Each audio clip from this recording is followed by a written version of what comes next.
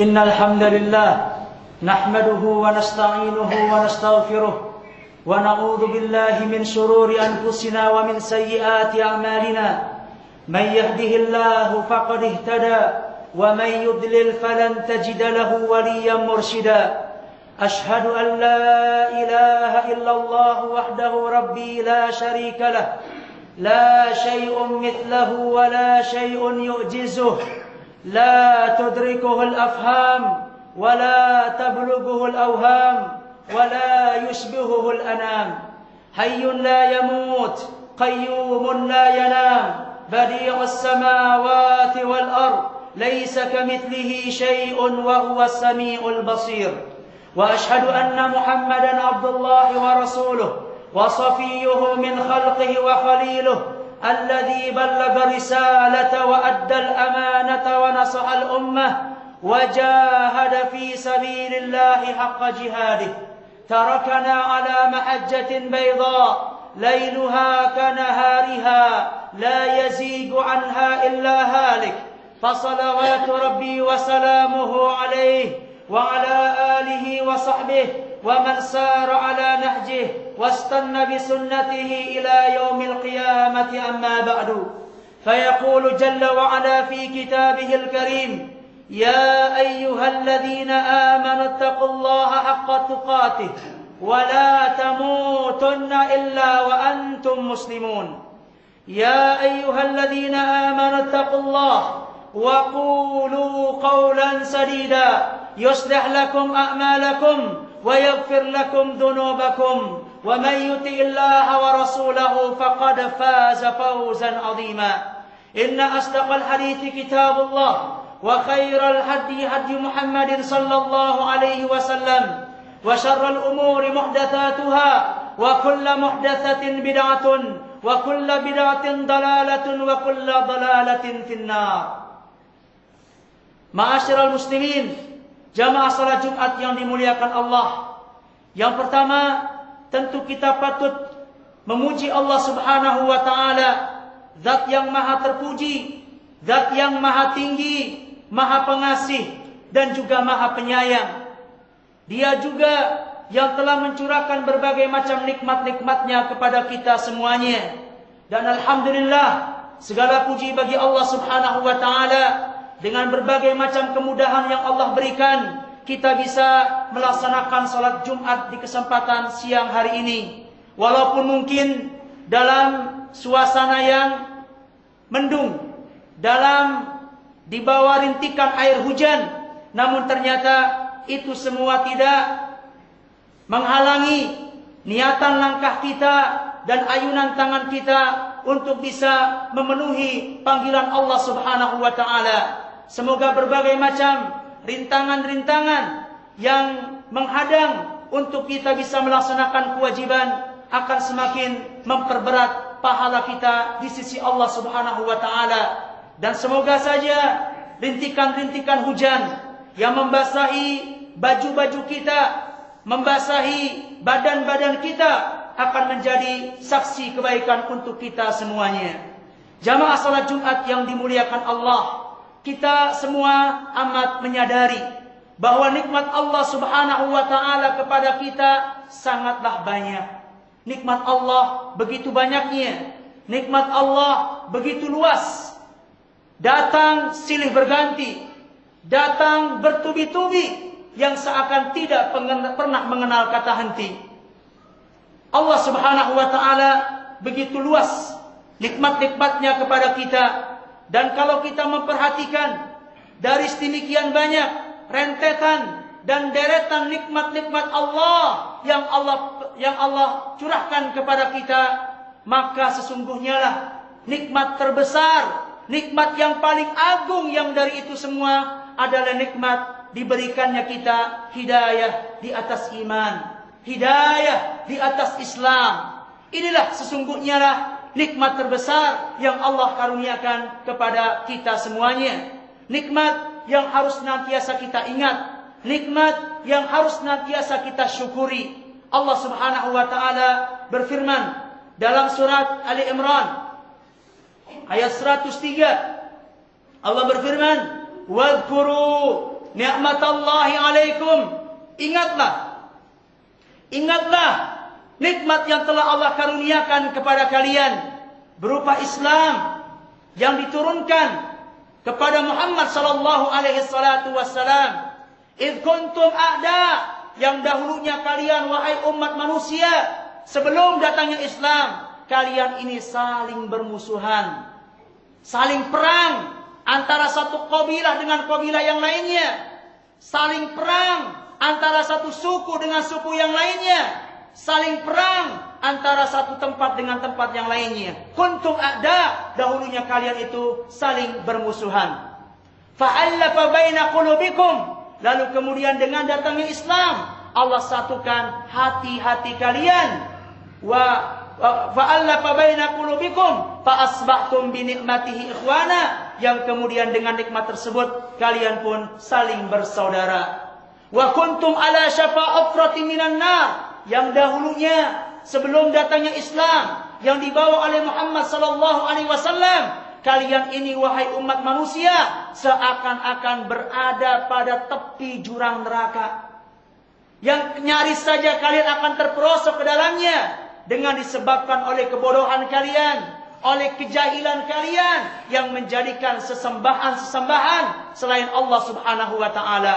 Kebodohan kalian yang menjadikan Lata, Uzza, Manat dan Hubal sebagai sesembahan selain Allah Subhanahu wa taala. Fa anqadhakum minha, lalu dengan rahmatnya, dengan nikmatnya Allah selamatkan kalian dari api neraka tersebut dengan dihadirkannya Islam yang dibawa oleh Muhammad sallallahu alaihi wasallam. Syekh Nasir As-Sa'di mengomentari atau menafsirkan ayat ini. Beliau mengatakan, "Fahadhil ayah tadullu ala anna Allah yuhibbu min ibadihi an yadhkuru ni'amallahi alaihim." Ayat ini menunjukkan bahwa Allah Subhanahu wa taala mencintai hamba-hambanya yang senantiasa mengingat nikmat yang telah pernah Allah karuniakan kepada mereka. Wa min a'dhamin ni'am wa min a'dhami ma yudhkar min ni'amillah, dan di antara nikmat terbesar yang lebih pantas untuk senantiasa diingat oleh manusia, wa hiya ni'matul hidayati ilal Islam, yaitu nikmat diberikannya manusia hidayah di atas Islam, wattiba'ir rasul, dan hidayah di atas petunjuk Rasulullah sallallahu alaihi wasallam. Kenapa kita katakan nikmat iman, nikmat hidayah di atas iman, nikmat hidayah di atas Islam menjadi sebuah nikmat yang paling agung, yang paling besar yang pernah Allah karuniakan kepada kita? Di antaranya dengan dua sebab. Yang pertama, kita tahu bahwa hidayah ini merupakan hak prerogatif Allah. Hanya Allah yang akan memberikan hidayah ini kepada orang-orang yang Allah kehendaki. Maka di saat hidayah itu ada pada kita, ini artinya apa? Artinya Allah menghendaki kebaikan pada diri kita. Karena di luar sana masih ada ribuan, masih ada jutaan, masih ada miliaran manusia yang tidak sempat mengenyam nikmat berupa hidayah di atas iman, hidayah di atas Islam. Padahal kalau kita mau bermenung sejenak saja, siapa kita sehingga Allah memilih kita menjadi manusia-manusia pilihannya? Siapa kita? Kita bukan orang yang berjasa terhadap agama ini. Jarak hidup kita pun dengan hidupnya Rasulullah sallallahu alaihi wasallam sangat jauh.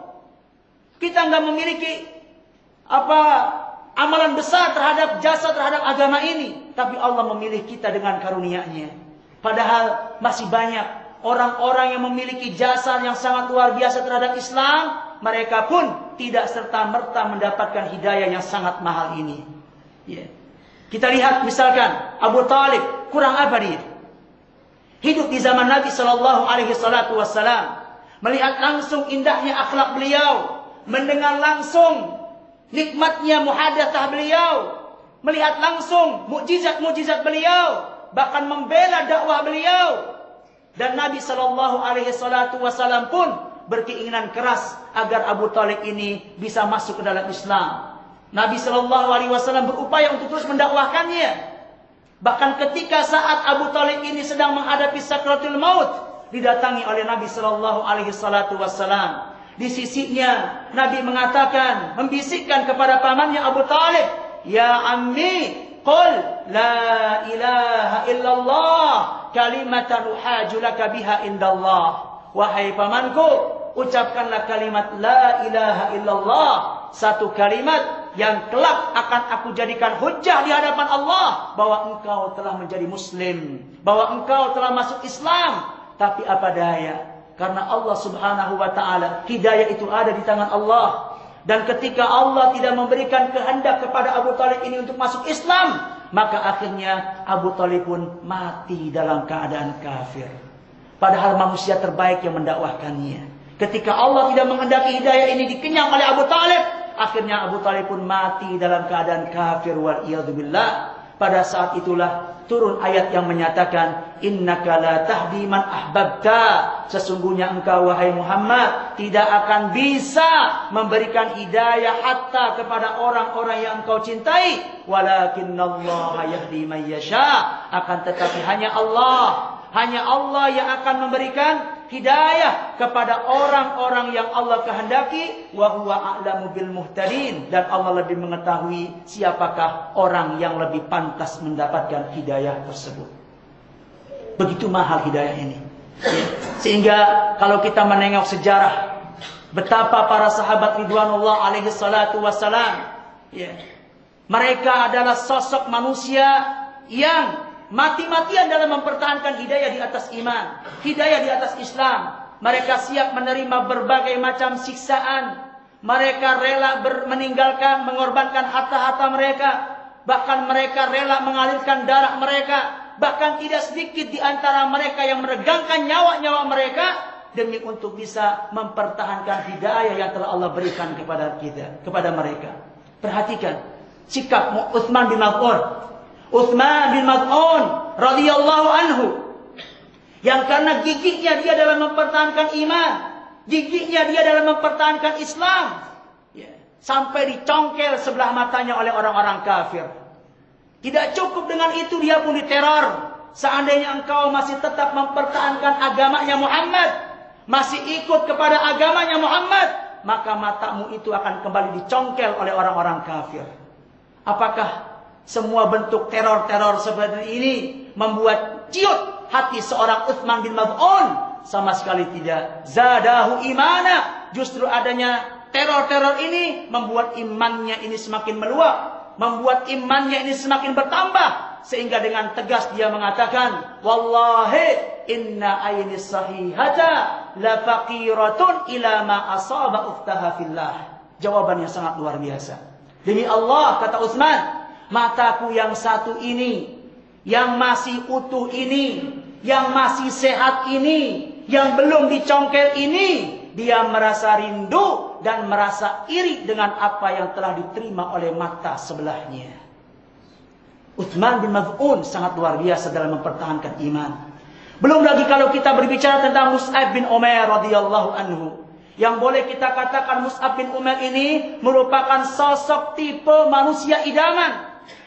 Kenapa? Karena nyaris semua yang diidamkan oleh setiap manusia ada pada sosok Mus'ab bin Umair. Dia orang yang kaya raya, keturunan bangsawan, dicintai kaumnya. Ya.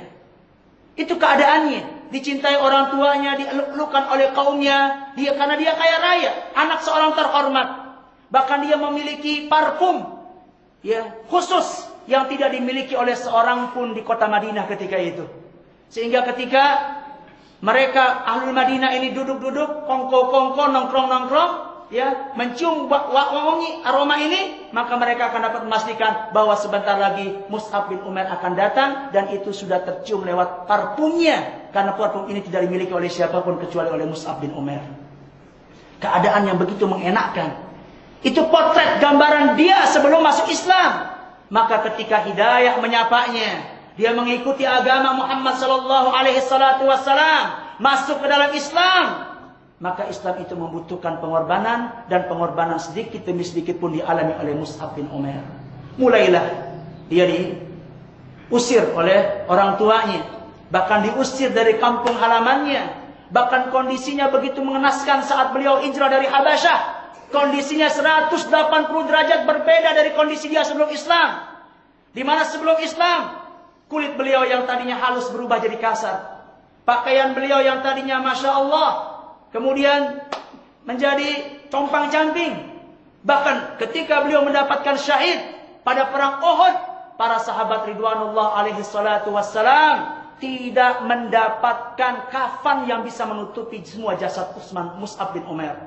Para sahabat ketika itu hanya mendapatkan sepotong kain tanggung yang apabila ditutup bagian kepala terlihat kakinya, ditutup bagian kaki maka akan terlihat kepalanya. Mati dalam keadaan mengenaskan demi bisa mempertahankan dan ikut agama Muhammad sallallahu alaihi salatu wassalam. Dan begitu pula yang diterima oleh sahabat yang lain, Bilal bin Rabah yang kita tahu bagaimana ceritanya. Begitu pula yang dialami oleh Sumayyah yang harus menegangkan nyawa di ujung tombak demi untuk bisa mempertahankan imannya. Yang ini merupakan syahidah pertama yang terkenal di dalam Islam, dan dia merupakan ibu dari seorang sahabat yang mulia, Ammar bin Yasir radhiyallahu anhu wa ardah. Kita pun bertanya, apa yang membuat mereka sekokoh itu? Apa yang membuat mereka setegar itu? Tidak ada lain dan tiada bukan karena mereka adalah orang-orang yang amat menyadari bahwa iman ini merupakan sesuatu yang amat mahal. Mendapatkan hidayah berupa Islam merupakan nikmat yang tiada tara, tidak ada duanya, sehingga seakan-akan mereka memiliki prinsip hidup. Tiada mengapa harta lepas dari saya, tiada mengapa bahkan nyawa lepas dari saya, asalkan keimanan harus tetap terjaga selama hayat masih di kandung badan. Itu alasan yang pertama, ya. Karena hidayah merupakan hak prerogatif dari Allah Subhanahu wa taala. Alasan yang kedua, ya, karena hidayah di atas iman, hidayah di atas Islam merupakan perkara yang akan menentukan kebahagiaan seorang hamba di hari kiamat nanti. Karena akidah Ahlussunnah wal Jamaah meyakini apabila ada seorang manusia yang meninggal dunia tanpa iman, dia tidak beriman kepada Allah. Meninggal dunia tanpa Islam, dia tidak menjadikan Islam sebagai agamanya. Justru dia mencari agama-agama lain selain Islam yang menjadi acuan hidupnya. Dia mati, maka orang seperti ini dapat dipastikan kelak dia akan masuk ke dalam neraka jahanam, khalidan mukhalladan fiha. Dia akan kekal dan akan dikekalkan selama-lamanya di dalam api neraka. Karena Allah Subhanahu wa taala tidak akan pernah sudi menerima agama apapun selain Islam. Inna dina indallahil Islam. Wa man yabtaghi ghairal islami dina, dan barang siapa yang mencoba mencari agama selain Islam, falan yuqbala minhu, maka sekali-kali dia tidak akan diterima.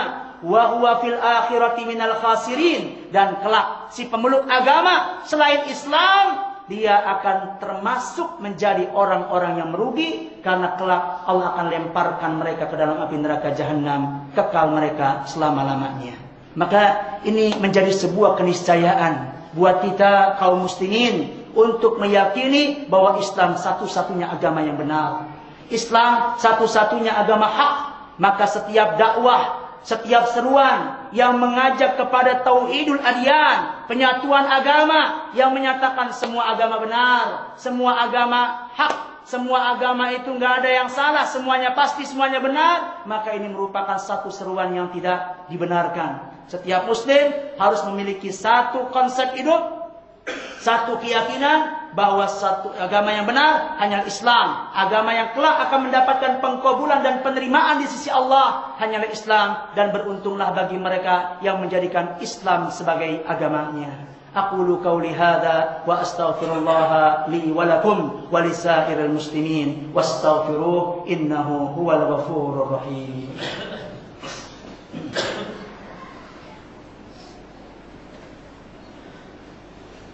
Alhamdulillah hamdan katsiran tayyiban mubarakan fihi kama yuhibbu rabbuna wa yarda. Wassalatu wassalamu ala nabiyil huda war rasulil mustafa Muhammadin sallallahu alaihi wasallam, khairu man shalla wa sama wa abadallaha hatta atahul yaqin.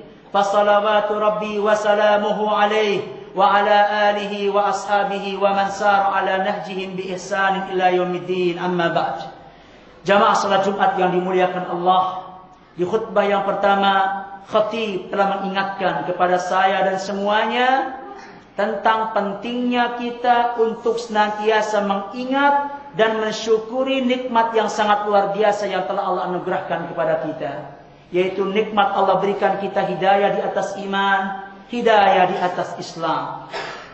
Dan tentu saja sama seperti halnya tanaman, apabila dia tidak dijaga, dia tidak diperhatikan, dia tidak dipelihara, tidak dilestarikan, tentu dia akan menjadi layu untuk kemudian bisa mati.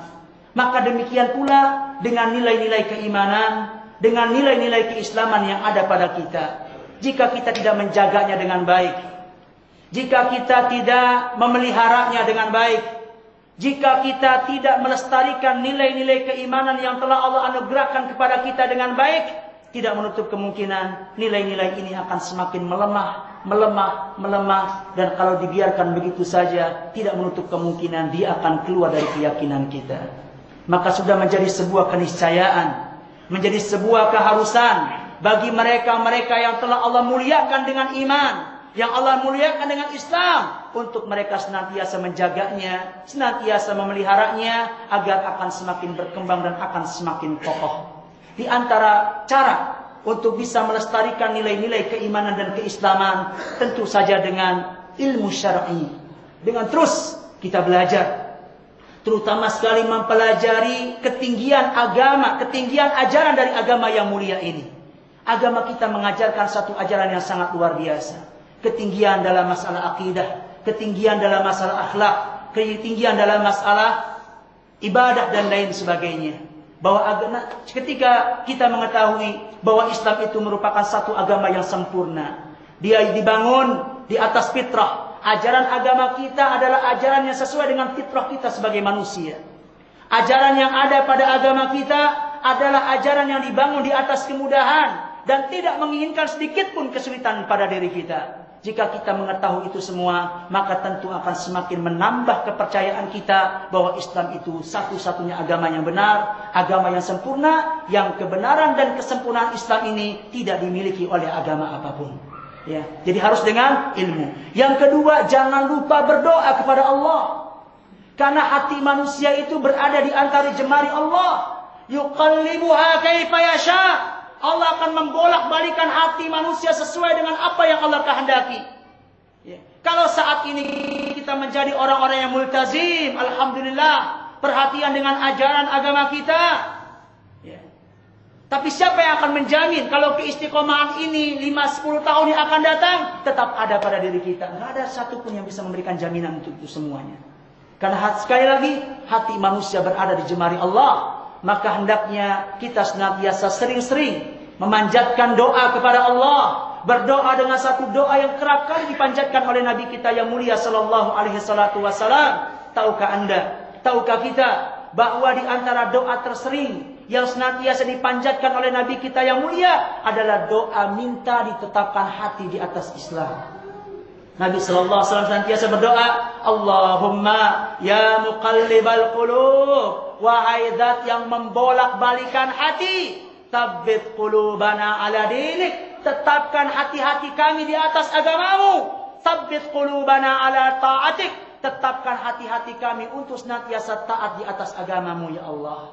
Apalagi saat ini kita hidup pada zaman yang penuh dengan fitnah.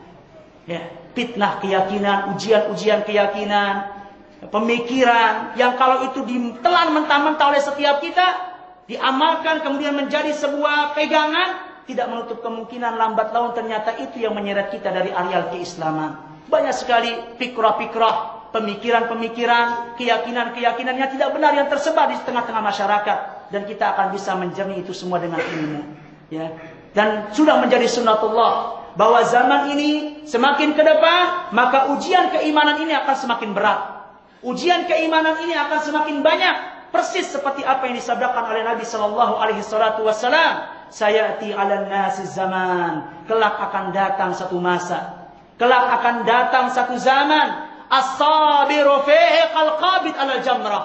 Bahwa orang-orang yang sabar dalam memegang agamanya, mereka orang-orang yang sabar dalam memegang teguh prinsip agamanya, qalqabidi 'alal jamrah, seperti dia memegang bara api di tangannya. Jika terus dia pegang, dia akan terbakar, dan jika dia lepas, maka akan terlepaslah sesuatu yang paling berharga pada dirinya. Kaum muslimin akan menghadapi satu masa yang serba menyulitkan. Ya, dan setiap kita harus mempersiapkan itu semuanya. Wabil khusus adalah anak-anak kita.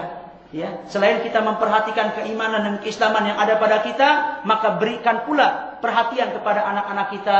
Karena yakinlah cobaan keimanan yang akan mereka hadapi jauh lebih berat daripada zaman-zaman yang kita hadapi ini.